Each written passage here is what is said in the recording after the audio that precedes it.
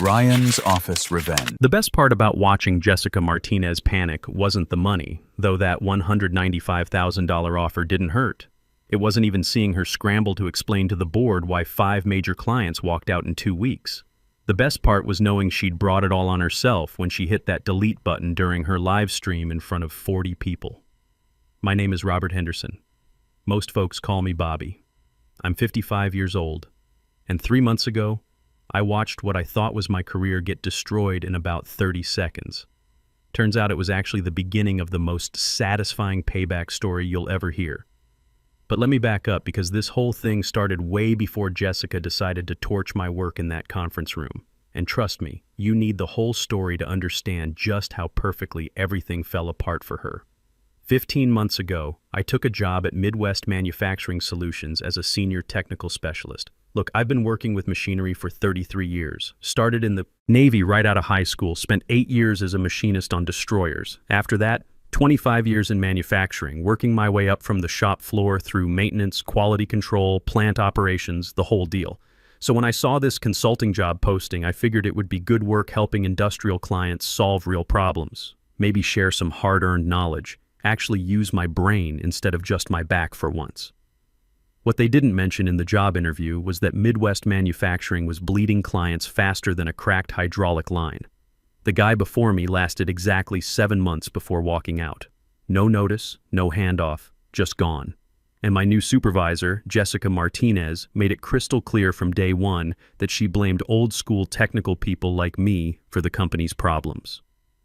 Jessica was one of those Stanford MBA types who thought manufacturing was all about data analytics and digital optimization.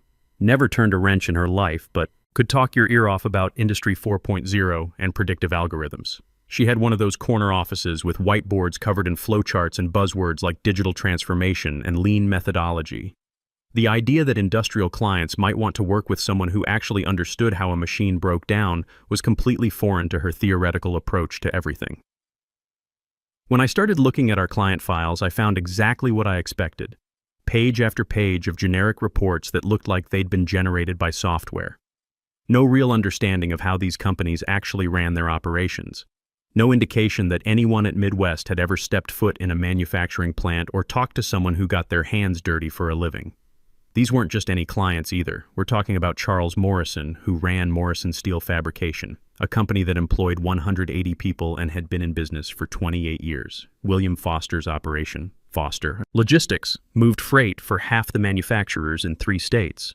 Anthony Rodriguez ran Rodriguez Construction, building everything from warehouses to manufacturing facilities.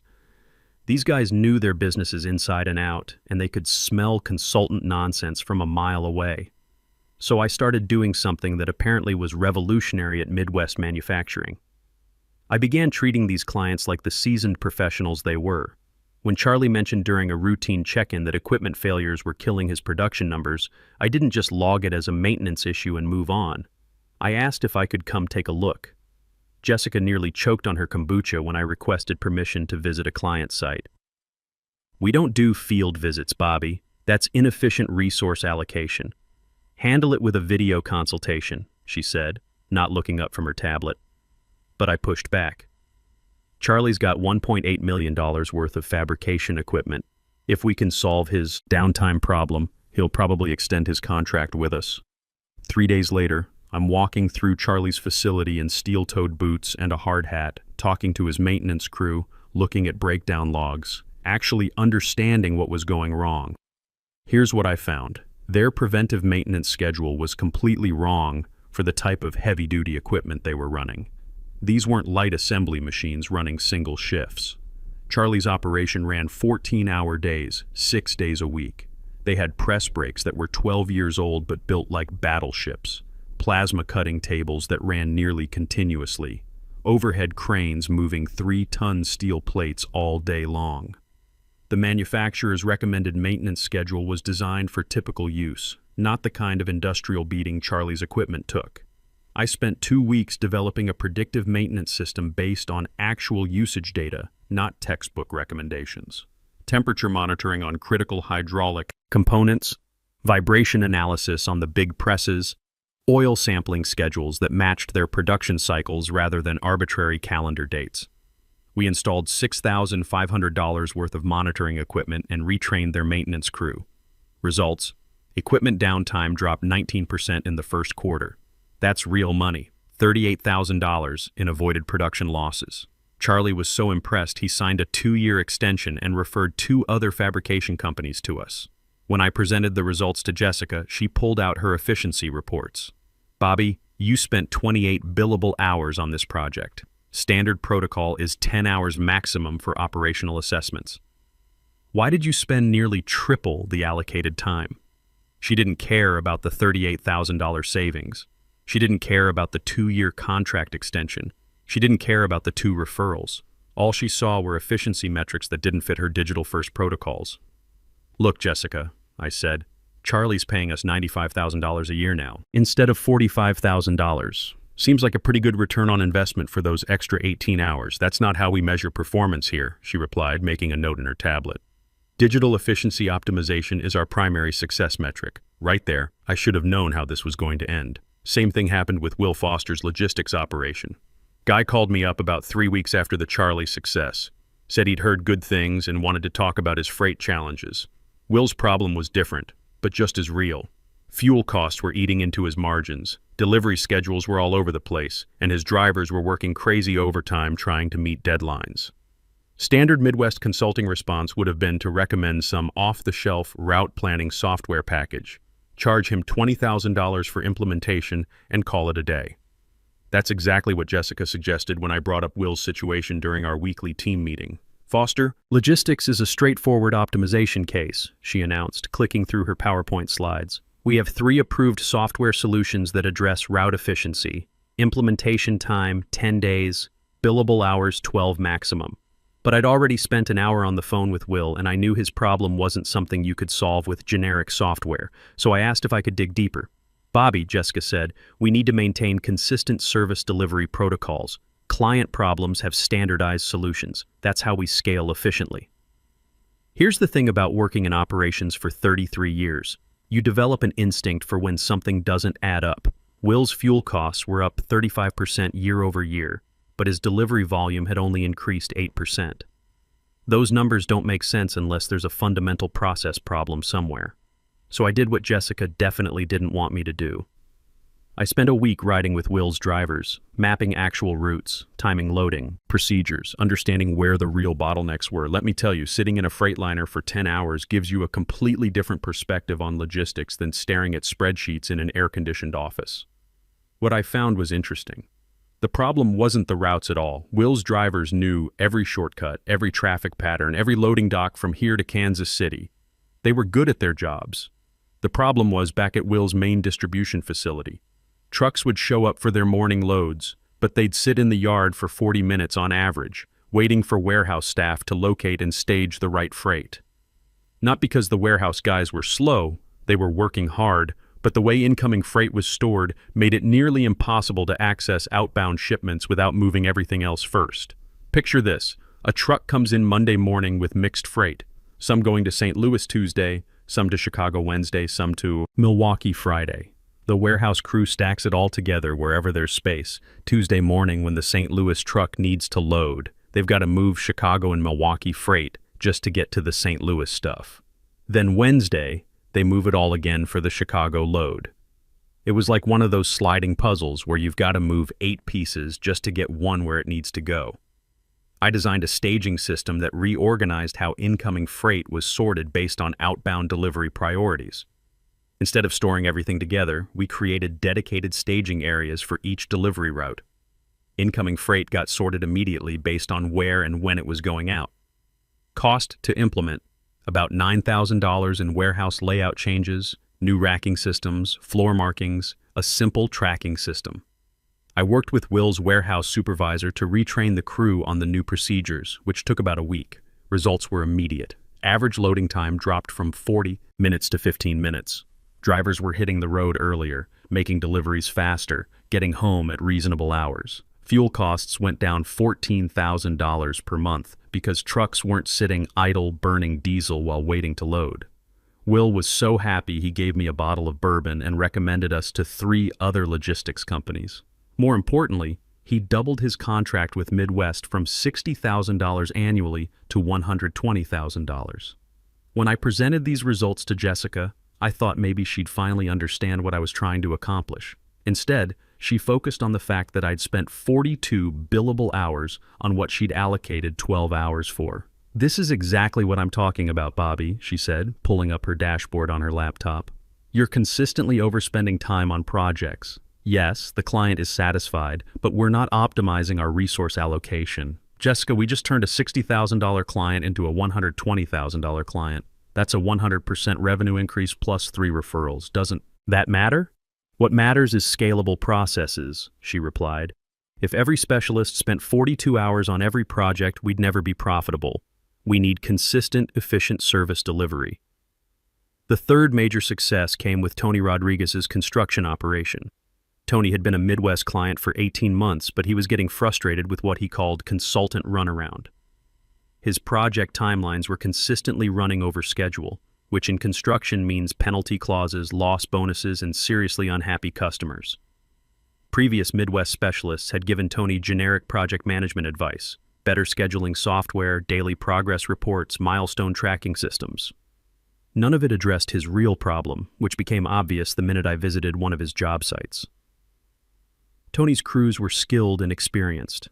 His project managers knew construction inside and out, but they were constantly waiting on materials, equipment, or subcontractors, not because of poor planning, but because of resource allocation conflicts between multiple simultaneous projects. Here's what was happening. Tony would have 3 projects running at once, say a warehouse, an office building, and a retail center. Each project manager would schedule concrete pours, crane time, or electrical subcontractors based on their individual project needs, but they weren't coordinating with each other.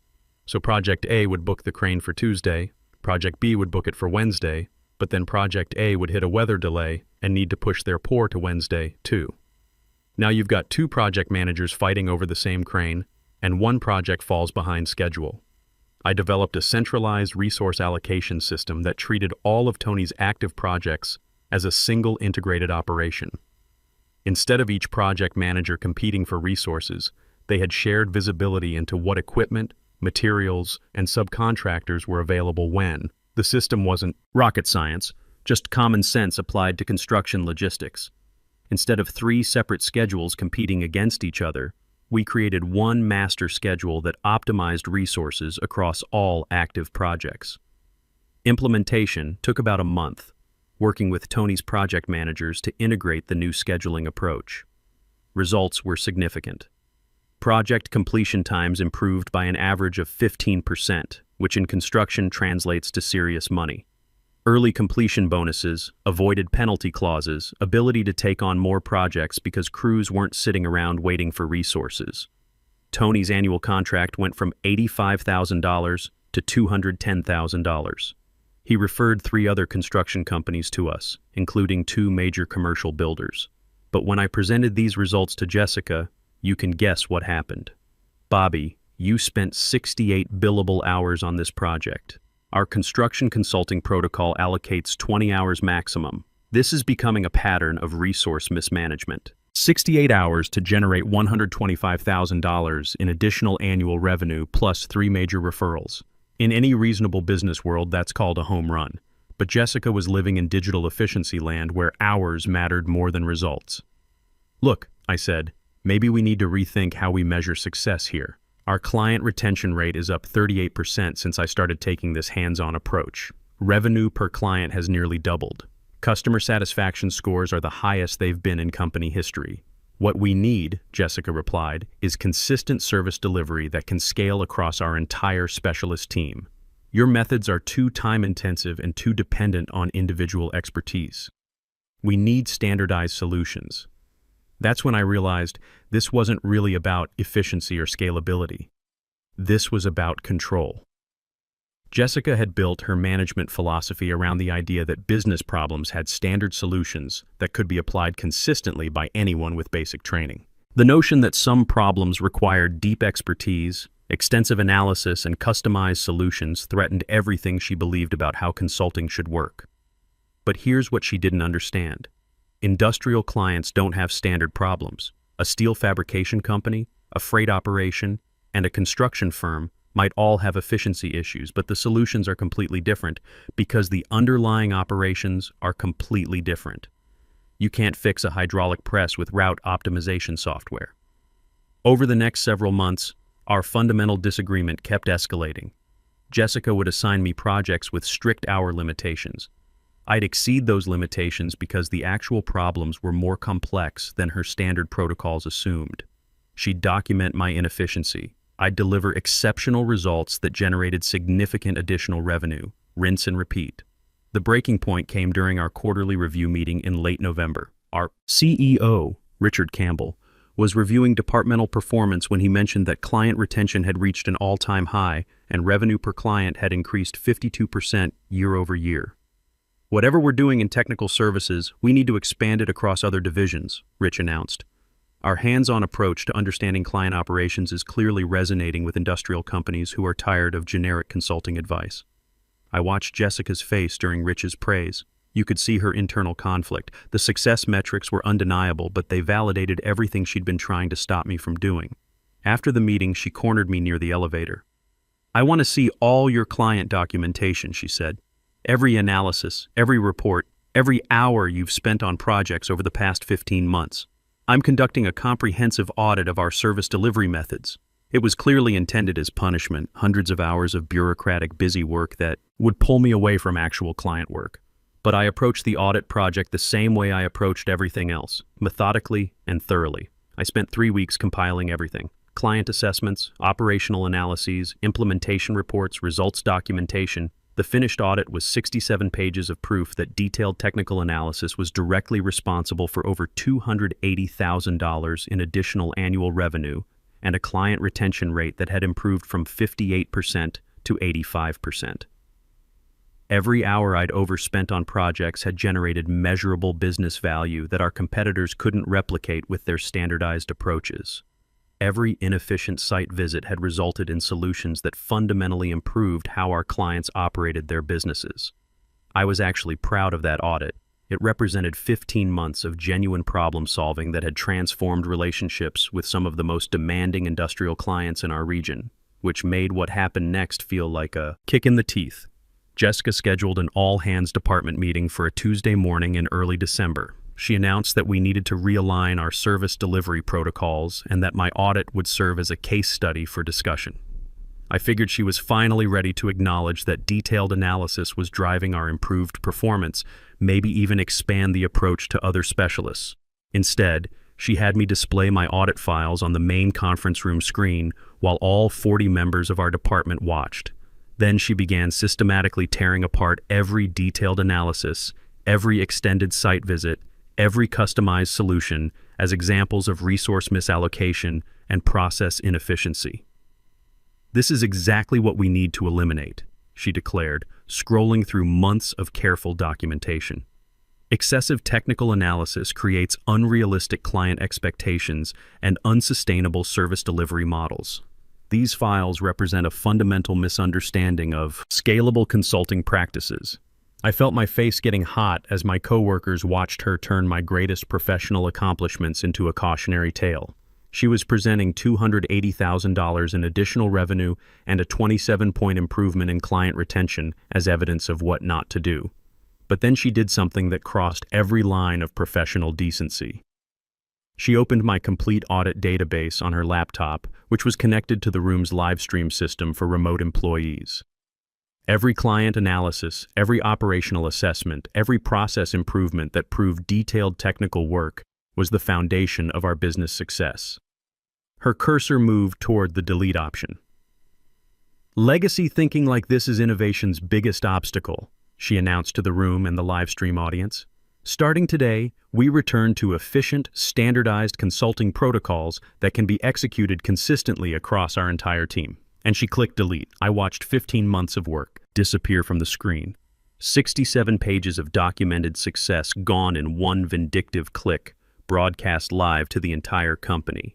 The conference room was dead silent except for the hum of the projector and someone's nervous coughing.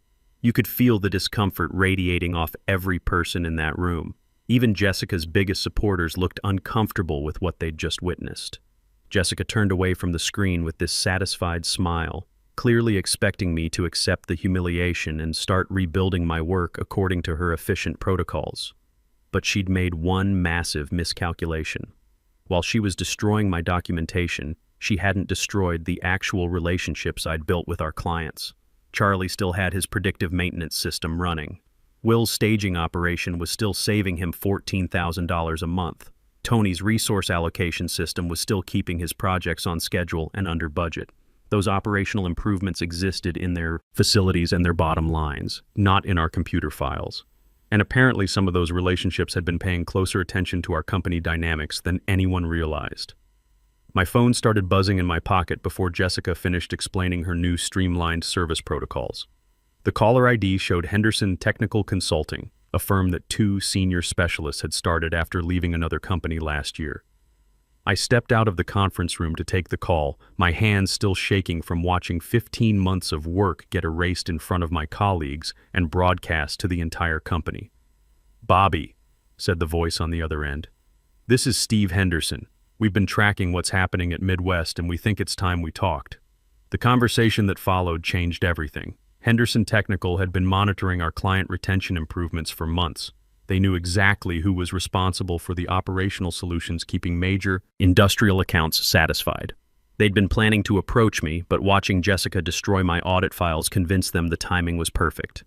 "We're prepared to offer you $195,000 annually to join our team," Steve said, "plus profit sharing and complete autonomy over technical consulting strategies. We believe hands-on operational analysis is the future of industrial consulting, and we want you to build that future with us."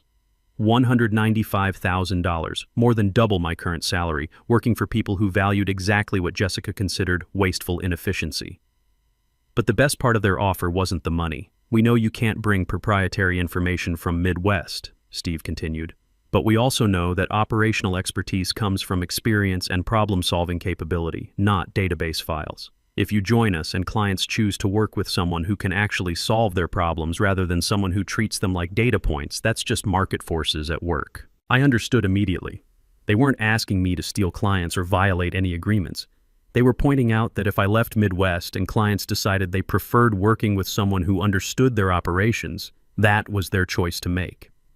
When I walked back into the conference room, Jessica was still lecturing about standardized service delivery while my coworkers stared at their notebooks, clearly uncomfortable with what they had witnessed. She noticed my return and paused her presentation. "Do you have questions about our new protocols, Bobby?" I looked around the room at people I'd worked alongside for 15 months, then at the blank screen where my audit had been displayed before being destroyed, then back at Jessica's expectant expression. "Actually," I said, "I have an announcement to make. I'm resigning from Midwest Manufacturing Solutions effective immediately. I'll be joining Henderson Technical Consulting as senior partner." The room went dead silent. Jessica's expression shifted from smug satisfaction to confusion, then something that looked like panic. "You can't just quit in the middle of a department meeting," she stammered. "There are protocols, transition procedures, notice requirements." "Actually," I replied, pulling out my phone to show the contract offer, "my employment agreement allows immediate resignation in cases of hostile work environment. Having my work publicly destroyed while being humiliated in front of colleagues and broadcast company-wide qualifies." Rich Campbell, who'd been quietly observing, stepped forward. "Perhaps we should discuss this privately before any hasty decisions." But I was done with private discussions. Jessica had chosen to humiliate me publicly so she could experience the consequences the same way. "There's nothing to discuss," I said, gathering my personal items. "My decision is final." As I headed for the door, Jessica called after me, her voice higher than usual. "You're making a huge mistake. Bobby, Henderson Technical is a startup with no track record. You're throwing away job security for some fantasy about technical analysis." I paused and turned back. "We'll see which approach proves more valuable." Within 48 hours, I'd cleaned out my office and started at Henderson Technical. Their facility was smaller than Midwest's, but filled with energy about building something innovative in industrial consulting. More importantly, I was finally working with people who understood that operational success came from solving real problems, not processing service requests efficiently. The validation of my decision came faster than I'd imagined. I didn't reach out to any Midwest clients. I simply updated my professional profiles and continued being the same person who'd spent 15 months developing genuine solutions for industrial companies. The first call came Thursday morning. Charlie Morrison called my new direct line.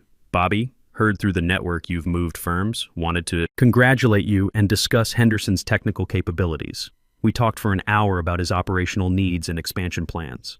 The predictive maintenance system was still saving him money every month.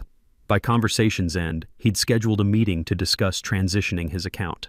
The second call came Friday afternoon. Will Foster wanted to explore working with someone who actually understood logistics operations instead of trying to sell software solutions.